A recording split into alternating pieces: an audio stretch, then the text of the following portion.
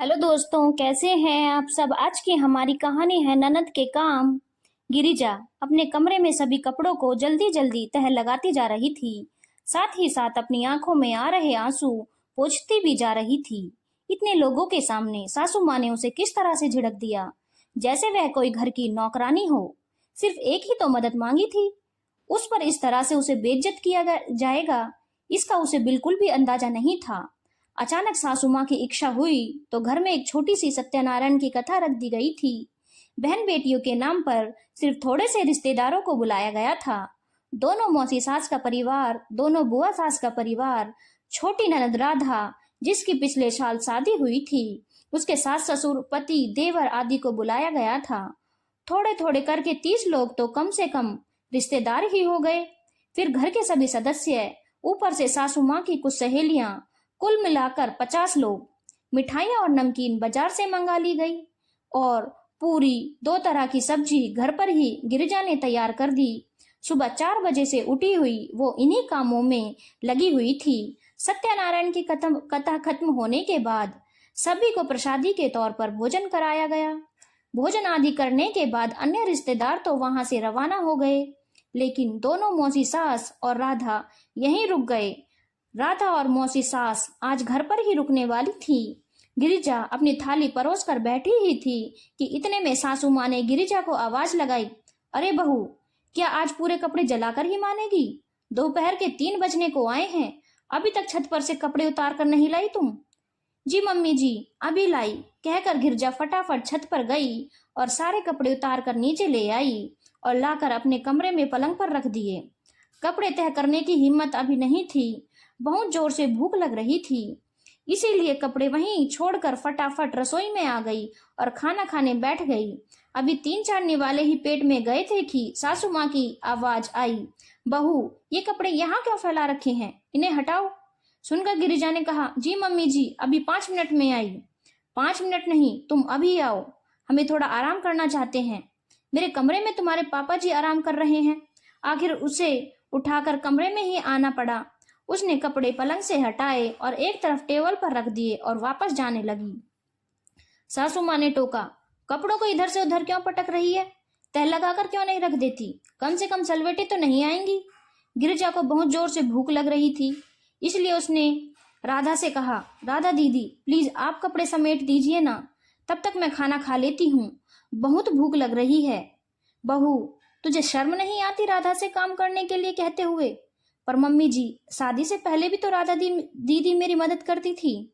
पहले की बात कुछ और थी, लेकिन अब नहीं। लोग क्या कहेंगे कि ननद से काम करवाती है?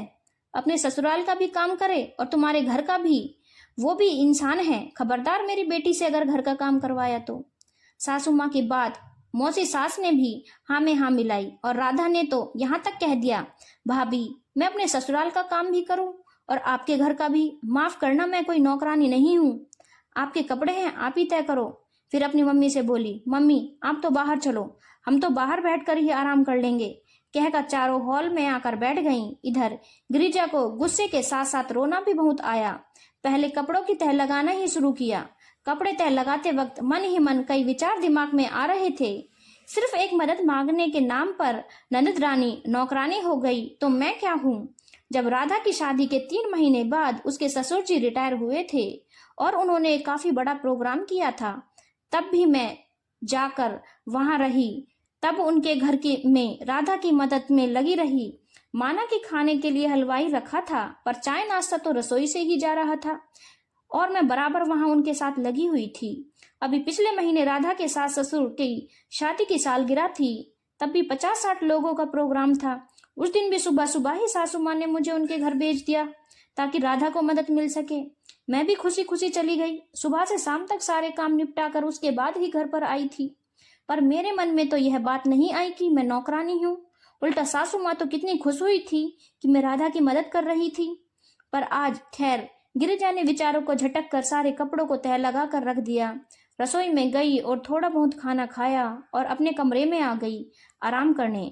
कुछ दिन बाद राधा के ससुराल में उसके सास ससुर ने भी सत्यनारायण की पूजा का आयोजन रखा। ज्यादा नहीं, 30 लोगों का ही न्योता था। सासू माँ ने गिरिजा को बुलाकर कहा, बहू, तुम सुबह जल्दी ही निकल जाना ताकि राधा की थोड़ी मदद हो जाए, और शाम को सारा काम फ्री कराने के बाद ही वापस आना ताकि राधा को थोड़ा आराम मिल सके। उनकी बात सुनकर गिरिजा ने जवाब दिया, माफ करना मम्मी जी, मैं इतनी जल्दी नहीं जाऊंगी। उसकी बात सुनकर सासू माँ ने हैरानी से देखा और फिर कहा, क्यों, क्या बात हो गई? अरे मेहमानों की तरह जाओगी क्या सिर्फ खाने के लिए? वो लोग क्या कहेंगे? कैसी भाभी है जो ननद की मदद भी नहीं करा सकती? मम्मी जी, अगर मैं वहां जाकर उनके घर के काम में मदद कराने लगी तो लोग क्या कहेंगे? मैं राधा की भाभी हूँ और उसके ससुराल जाकर काम कर रही हूँ। मेरी ननद रानी को तो ताने सुनने पड़ेंगे। क्यों, पहले भी तो 2 बार राधा के घर में काम किया था तूने। अब तो तूने जाकर काम करवाना ही था।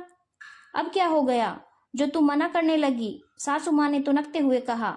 सुनकर गिरिजा ने कहा, मम्मी जी, तब मुझ में अकल नहीं थी, पर क्या है ना कि अब घर में जब सत्यनारायण का काम हुआ तो मुझ में समझ में आया कि लोग हमारे बारे में बातें बनाते हैं कि हम किसी के घर का जाकर काम में मदद क्यों करें, और वैसे भी मैं अपने ससुराल का काम करूंगी, किसी और के ससुराल से मुझे क्या लेना देना। गिरिजा कहकर अपने कमरे में चली गई। आगे सासू माँ से कुछ कहते ना बना। आज उन्हीं की बात उन्हीं पर उनकी बहू ने पलट दी थी। धन्यवाद दोस्तों। अगर आपको कहानी अच्छी लगी हो तो चैनल को लाइक, शेयर और सब्सक्राइब करना ना भूलें।